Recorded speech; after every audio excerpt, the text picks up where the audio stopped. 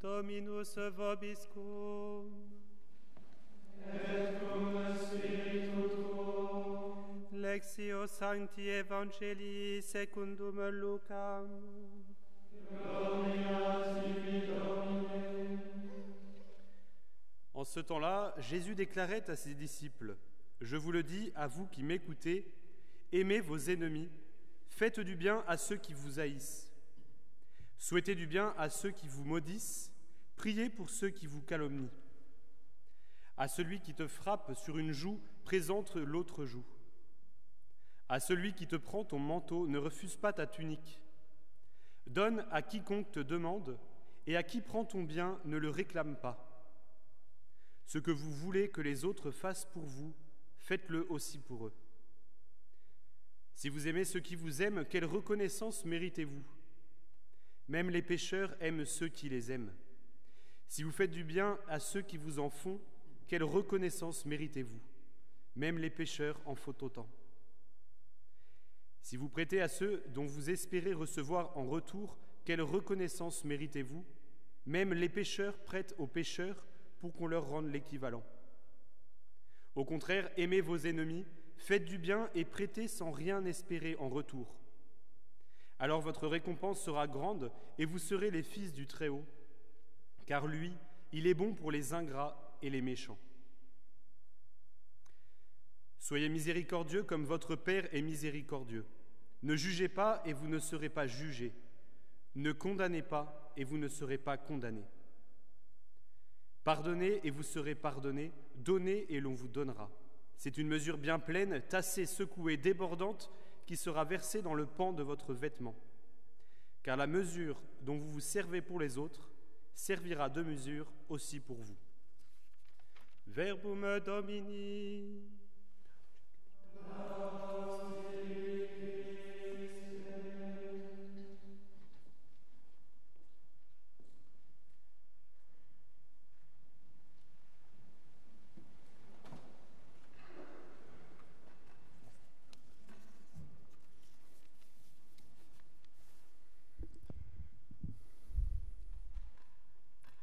Avec l'Église, ce soir, nous célébrons une sainte franciscaine de l'esprit de Saint François, Sainte Élisabeth. Je ne sais pas si vous connaissez. Elle a été rendue célèbre dans la communauté Saint-Martin comme quelques autres saints trop peu connus, comme Saint Louis de Gonzague ou Catherine Tekakwitha, par des chants de chapitres. Mais elle mérite bien plus qu'un chant de chapitre. Elle mérite d'être admirée comme contemporaine de Saint François, qui a été touchée par l'esprit de Saint François, alors qu'elle a à peu près, elle a 10 ans d'écart avec Saint François d'Assise, alors qu'elle est princesse. Tout se passe très vite puisqu'elle meurt à 24 ans. On se demande à cette époque-là comment il mûrissait à une telle allure, parce qu'à 14 ans elle est mariée, qu'elle a 6 ans de mariage, à 20 ans elle est veuve, et elle choisit, elle décide, après 6 années de mariage heureux, où elle a essayé avec son époux, qui est prince, de vivre l'idéal de pauvreté, de service de Saint François. Pas tout à fait chacun de la même manière, parce que lui reste chargé de gouvernement et elle se dévoue au service des pauvres. Et bien à 20 ans, elle choisit de ne pas se remarier et il lui reste 4 ans de vie, puisque à 24 ans, elle meurt ayant dépensé tous ses biens et aussi toutes ses forces pour les pauvres. Donc atteinte par le virus de Saint François d'Assise, atteinte par cette extrémité de l'amour de Jésus dans l'Évangile, en apparence, une barre qui est mise très haute, barre mise très haute aussi par les textes que l'Église nous fait écouter en sa mémoire. Et pourtant, cette sainte en apparence inaccessible et qui est si différente de nous par beaucoup de choses, par la place où le Seigneur l'avait placée, la brièveté de sa vie, l'exigence, la rigueur, eh bien, il y a des choses chez elle qui nous rejoignent et qui nous touchent. En particulier de contempler dans sa vie, comment, et dans ses textes aujourd'hui, comment l'amour de Jésus, comme de manière naturelle, l'amour de Jésus rend pauvre. Elle vit dans cet esprit de Saint François où ce qu'on contemple sans arrêt, c'est la figure, la personne, l'humanité du Christ, la croix de Jésus. Nous t'adorons, ô Christ, et nous te bénissons parce que tu as racheté le monde par ta sainte croix. Le Christ s'est fait pauvre pour que dans sa pauvreté nous trouvions la richesse. Et avec l'évangile d'aujourd'hui, donne à quiconque te demande, puis dans la première lecture, la première lettre de Saint Jean, si nous voyons notre semblable être dans le besoin sans être ému de compassion, comment l'amour de Dieu pourrait-il demeurer dans nos cœurs? Eh bien, on comprend ce qui lui est arrivé. On comprend que, vivant de cet esprit-là, elle a vu les pauvres et elle s'est dit, il faut que je m'occupe d'eux. Et c'est quelque chose de déconcertant et en même temps d'admirable chez les gens qui font du bien et qui servent les pauvres, c'est qu'ils donnent toujours l'impression, quand on les interroge, quand on les félicite, les saints, ils donnent toujours l'impression que pour eux ça a été naturel, que c'était évident. Moi j'avais des richesses, donc j'ai fondé un hôpital, j'ai ouvert cet hôpital, et puis finalement j'avais plus de richesses, donc j'ai vendu mes bijoux, puis j'ai vendu les châteaux qui me restaient, puis j'ai assuré, quand elle est morte, quand son mari est mort, elle était enceinte, donc elle a fait ce qu'il fallait pour que son enfant ait ce qu'il fallait. Mais petit à petit, toutes ces richesses y sont passées. Et chez Saint Vincent de Paul, c'est la même chose.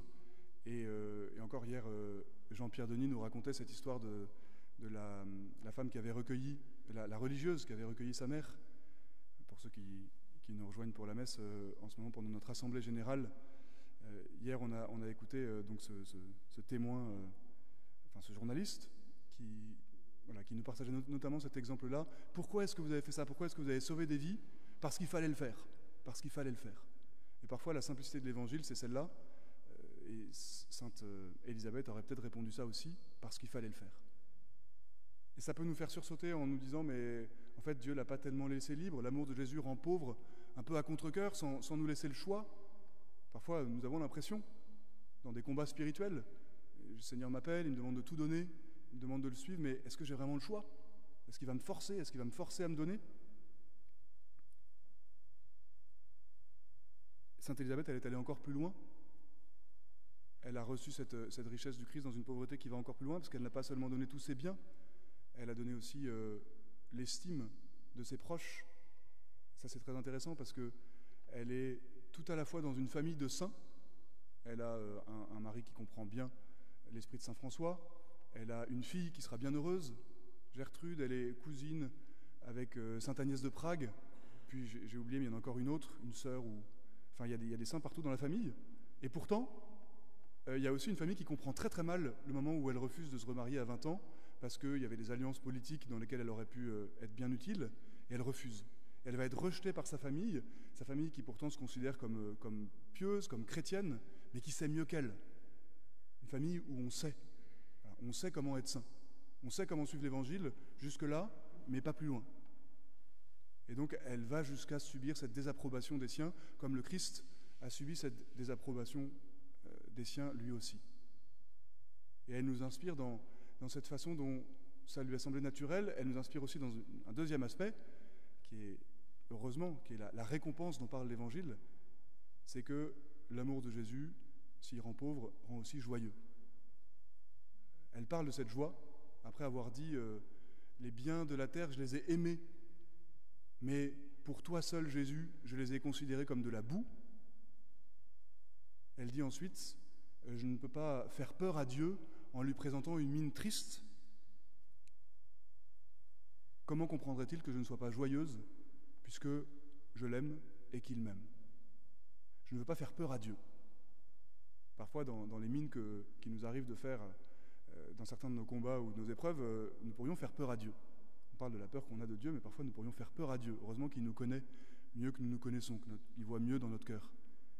Et elle présente son sourire à Jésus, comme saint François parle de cette joie parfaite, quand il est dehors devant une porte fermée, sous la pluie, en disant qu'il y a cette joie parfaite dans la pauvreté, parce qu'elle s'est laissée convertir et transformer de l'intérieur, parce qu'elle a appris à l'école de cet amour de Jésus à ne pas s'écouter elle-même, et qu'effectivement, quand on sert les pauvres, et on peut imaginer cette ambiance d'un hôpital où les ressources arrivent au fur et à mesure, et on ne sait pas s'il y en aura pour le lendemain, quand on sert les pauvres, auprès des pauvres, il y a de la joie. À la fois, pas une joie rose, parce qu'ils sont, comme dit saint Vincent de Paul, souvent des maîtres exigeants et durs, mais une joie déconcertante qu'on peut expérimenter quand on rejoint les servantes des pauvres ou d'autres lieux d'apostolat auprès des plus pauvres. Il y a cette joie toute simple et qui nous renouvelle de l'intérieur. Pour demander à Sainte Élisabeth de Hongrie qu'elle nous donne ce sens suffisamment grand, de plus en plus grand de l'amour de Jésus, pour que nous aussi nous emboîtions le pas et que nous ayons ce désir de devenir pauvres et de goûter la vraie joie. Amen.